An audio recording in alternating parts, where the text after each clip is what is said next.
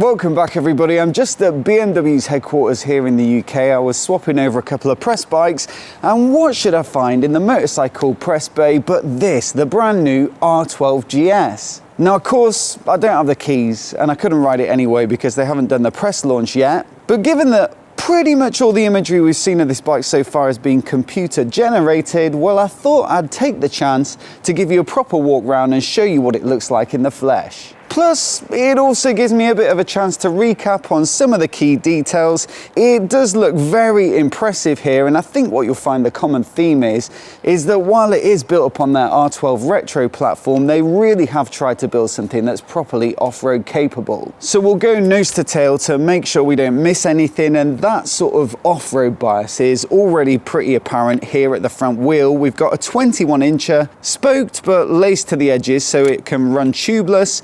And you've got Michelin Anarchy Wilds, which are, you know, built to be a bit of on and off-road. Although I guess this might vary depending on which country you buy the bike in. That tends to be the case sometimes with the BMWs. There are 3 different paint jobs I think on offer for this bike. You've got the white with the blue and red, which I think looks absolutely perfect on this bike. There's a black one as well, and also the option 719, which is more of a sand color. But what I did notice in the configurator when I was looking at it earlier is that you can spec up some gold rims for this bike for an extra 50 quid, and they really do help the look of certainly the more plain finish with that black bike. So for me, definitely one that I'd potentially consider. And as for the brakes, well, they do potentially look a little bit modest, especially given the price point on this bike. Some of the competition like the Triumph Scrambler 1200 XE, well, that's got Brembo stylemas, so really sporty and snappy. But like I say, it feels like they've more so tried to spec this one up as a decent off-roader,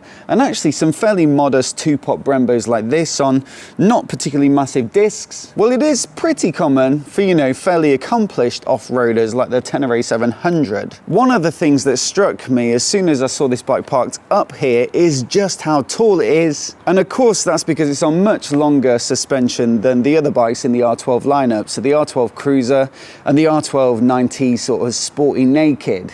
Big, chunky, upside down forks, loads of travel, plenty of ground clearance as well. And you'll also notice from the fork caps there that you've got a bit of adjustability. Now I think moving up here, one of my favorite parts of this bike in terms of the aesthetics is this little front end with the high mount mudguard, the small round LED headlight, and then this little fly screen, which all pays homage to the, you know, the original GSs of the 70s, but just in a bit of a contemporary way, you know, with the LED lighting and LED indicators either side. It does have a little bit of the look of the previous gen Urban GS, but I think they've just tightened it up a bit, and for me this makes for a slightly better looking bike. Now up in the cockpit here, you've got all the usual typical BMW switch gear.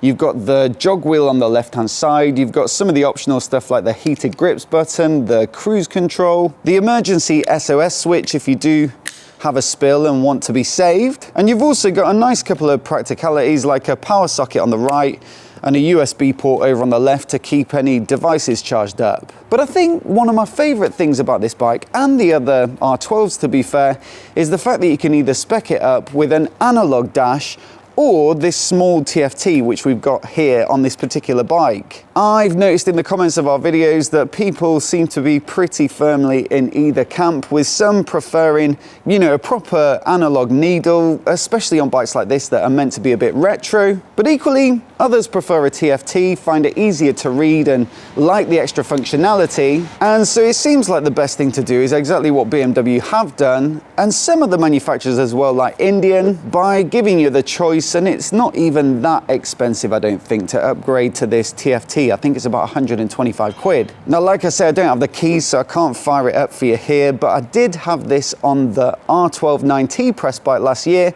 so I'll put a couple of shots from it from that video on the screen now. But yeah, to be honest, I'd be pretty happy with either, and I don't think 120-ish quid or whatever it is that bad to make the upgrade to this dash. Also, if you do want a little more screen space, then you do have the option of their connected ride feature, I think, which basically allows you to pair your phone with the bike, and it shows some of the riding data and some of the bike's data on your phone. And so certainly one to look at if you like your extra tech, or potentially find this micro TFT just a little bit too small. Now, one of the key styling changes here versus something like the Urban GS and the previous R9Ts is the tank. You'll notice that that big air scoop is missing down the side, but I think this is potentially a little bit better looking. It looks a bit cleaner, and I like the way that it flows into this seat, and it does give it a bit of that off-road look. Now, it isn't particularly huge in terms of capacity, so if you were looking for like a retro-styled adventure tourer, then potentially it's not it. But I do think it's probably appropriate for the sort of riding that the majority of riders are going to do on a bike of this nature. Now, you do have quite a wide range of seat heights on this bike, and it all depends on what particular pack and seat you spec up. With a couple of different options, you've got a rally seat as well, you've got the solo seat, I think there's a 2-up seat, all of which affect the seat height, but also the Enduro pack, which gets you a larger 18-inch rear wheel. Well, naturally, with it having a bit more diameter, that does mean that the seat's going to sit a little higher. I'm going to have to do a little bit of research when I get back just to confirm the exact seat height of this particular bike. But also, yeah, it comes as a solo bike as standard, and so if you want to ride 2-up, which I'm not sure how many people will on a bike like this, but if you do, you're going to have to choose the passenger pack. So for reference, I'm 5'9" or 175 centimeters, and this definitely is a tall bike. It feels a lot like the Scrambler 1200 XE from Triumph, and I do think this press bike has the Enduro pack fitted because it's got that 18-inch rear wheel, and that also means you get slightly taller handlebar risers and the bigger Enduro foot pegs, which should give it a better standing position. So if you're someone who is going to ride it off-road, then certainly have a look into that one. But yeah, this feels like it could be comfortable to me both on the road.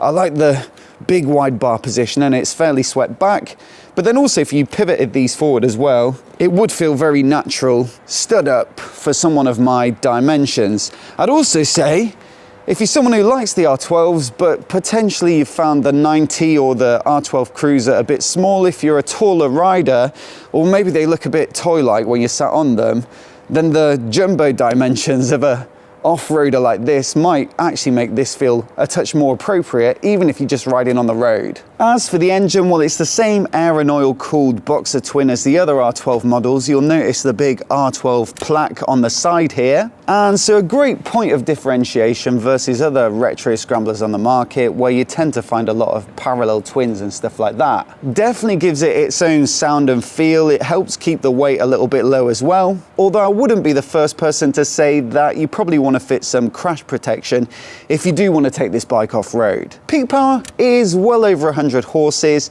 loads of torque as well. Absolutely found the R12 9T to be plenty quick enough on the road, and so this should feel nice and lively as well. I also noticed just here you've got a remote preload adjuster for the rear shock, just neatly tucked away there, and so another nice little bit of convenience. There also seems to be a bit more adjustability for the compression with a screwdriver on the back there, but if you do ride 2-up from time to time or stick luggage on the back, these are super handy. Foot controls are adjustable, by the way, on this Enduro pack version, and then out to the back here we've got the power lever swing arm. It's shaft drive, so a nice convenience for a lot of people, and then like I say, this oversized 18-inch rear, which they say will give it a bit more off-road ability. Braking at the rear comes courtesy of this BMW branded 2-pot caliper, and then I've got to compliment BMW on just how neat this tail end looks. It's quite common now to see bikes with the tail light integrated with the indicators. I think a lot of people prefer them to be separate because they're more clearly visible, and so this is a way of keeping it still looking really nice and clean with such a sleek brake light, but yeah, still having all three, which I think is a lot of riders' preference. I only wish I had the key so we could see what it looks like lit up, and also so I could ride off on it as well. So there we go, a quick whistle stop tour of this bike. Let me know what you think of it down in the comments. I think it looks absolutely beautiful, and if you do want to see my review of the previous gen Urban GS ahead of being able to ride this one, then I'll stick it on the screen now so you can give it a click and give it a watch. If you haven't already, do hit subscribe for more of the latest motorcycle news and reviews right here on MOTOBOB. A massive thanks for watching this one, and we'll catch you in the next video.